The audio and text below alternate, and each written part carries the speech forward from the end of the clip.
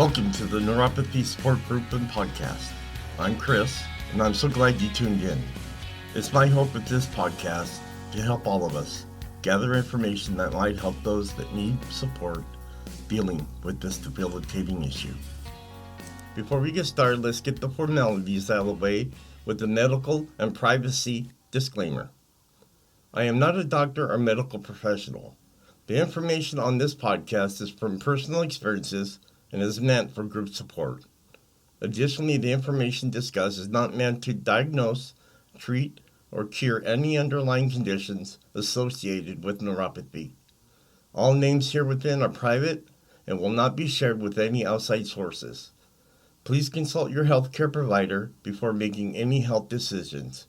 If you have medical concerns or an immediate emergency, please contact your doctor or dial 911. How's everyone doing? Hope you had a great weekend. 3 days off. For most of you that work, glad to have you here. Well, we're going to jump right back into restless leg syndrome.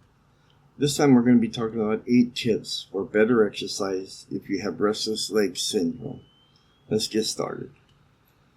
RLS is a neurological disorder that causes uncomfortable sensations in your legs and an irresistible urge to move them. Symptoms unfortunately tend to worsen later in the day and at night when you're trying to go to sleep. While doctors don't know exactly what causes it, research shows that moderate exercise and stretching seem to relieve symptoms according to the Restless Leg Syndrome Foundation. But while physical activity may be beneficial, RLS can mean that there are some hurdles and precautions you should know about to optimize your workout benefits. For one thing, RLS can range from mild to severe and can occur alongside illnesses such as Parkinson's and chronic kidney disease. That means how much and what type of exercise you do will depend on your health and your physical limitations. RLS can interfere with sleep quality, which can negatively impact your cognitive function, mood, overall quality of life, and ability or desire to engage in regular exercise. There are people who have RLS symptoms that prevent them from sleeping, but it's almost a catch-22, where you should exercise to try to sleep better, but you can't sleep because of your restless legs. Why you should exercise if you have restless legs? Exercise increases blood flow, and of particular significance improves venous return. RLS is often associated with venous insufficiency, a condition in which the veins in your legs don't send blood back to your heart at a normal rate.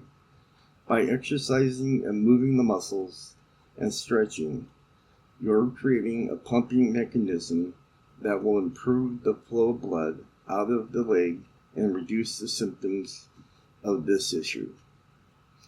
Exercise also enhances the release of dopamine, which is known as the feel-good hormone. RLS may be linked to a problem with the way your brain manages dopamine, according to the National Institute of Neurological Disorders, which is why some medications for conditions mimic the effects of dopamine in your brain. In addition, exercise generally stimulates the release of endorphins, which are painkillers and mood elevators, and help alleviate discomfort and improve sleep quality. So let's get started here. Here are the 8 tips to optimize exercise when you have restless leg syndrome. Number 1, stick to a routine. A study found that people with RLS who had any abrupt changes in their exercise habits, such as a long hike or stopping a routine workout, would almost always experience a recurrence of symptoms. In contrast, those who stuck to a consistent pattern of exercise had improved RLS symptoms. Number 2, avoid vigorous exercise close to bedtime. While workouts are good for an hour or less, engaging in intense exercise close to bedtime should be avoided.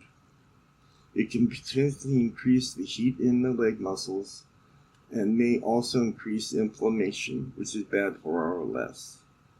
Number 3, wear compression stockings while working out. Now for me, I wear my compression socks 24/7. And that seems to work better for me.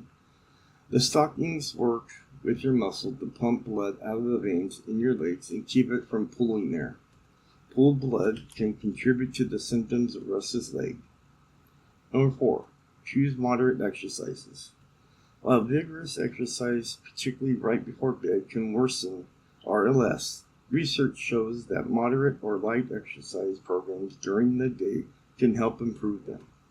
In general, we recommend our patients engage in lower impact exercise such as walking and a mild running. These types of exercise that involve stretching and flexibility tend to be good.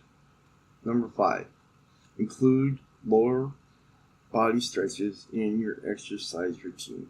Smetzer, which is the doctor that wrote this article, suggests trying different stretches to see what works best for you. Some areas to pay attention to include the hips, calves, and the front thigh. Number 6, make exercise a daily habit. Most people with the restless leg syndrome should aim for at least 30 to 60 minutes of moderate exercise each day. Number 7, listen to your body. Pay attention to your body and avoid activities that make your joints hurt, because this can exacerbate RLS. Stop exercising if you experience pain, trouble breathing, or chest pressure, and see your doctor. Other general precautions would be the same as exercising for your general health. Talk to your doctor before you start a new exercise program, especially if you have any health issues such as cardiovascular or respiratory conditions. If you're in generally good health, but maybe haven't been as active as you could be or would like to be, then you can start gradually and build up. Number 8, though not technically exercise, another way to improve RLS symptoms is to massage your calf muscles. It increases the circulation in your lower extremities. And that pretty much concludes that episode. Some are going to be short now. Some are going to be short. Some are going to be long.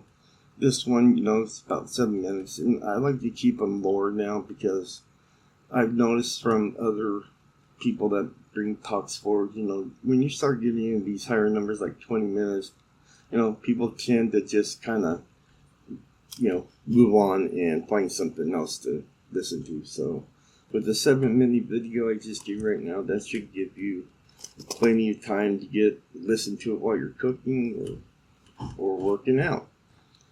But I'm glad you're all here. I really appreciate you all.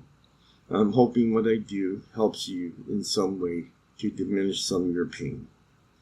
And I will see you next week. Bye. As we come to a close, it's my hope this podcast and other sources, such as product reviews that I have discussed today, can better our lives and give us some relief dealing with neuropathy.